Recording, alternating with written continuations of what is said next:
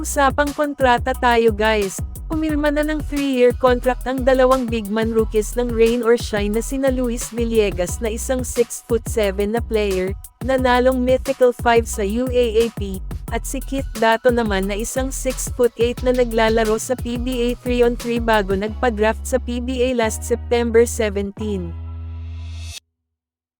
Sa dinami-daming balita patungkol kay Maverick Ahanmisi, ngayon ay malinaw na. Kamakailan lang ay pumirma na ng 3-year max deal si Maverick sa Barangay Ginebra, sakto ang pagdating niya dahil injured pa si Jeremiah Gray at hindi pa makakalaro si Teniente L.A. Tenorio. For sure ikinatuwa ito ng Ginebra Nation.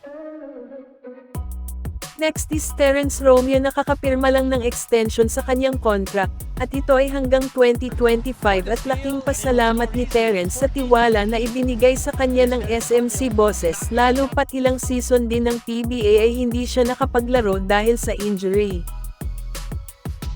Samantala kung may mga players na nagsipirmahan ng kontrata ay kabaliktaran naman ang nangyari kay Jeron Teng. 2-year contract ang offer ng Converge sa kanya pero hindi niya ito tinanggap, dahil ang sabi ay bago pa ang PBA draft ay naramdaman na ni Jeron na mai-trade siya, at dahil sa hindi pagtanggap niya sa offer ay nag-decide ang Converge na i-release na lang siya. Sa ngayon si Jeron Teng ay free na to sign with any team.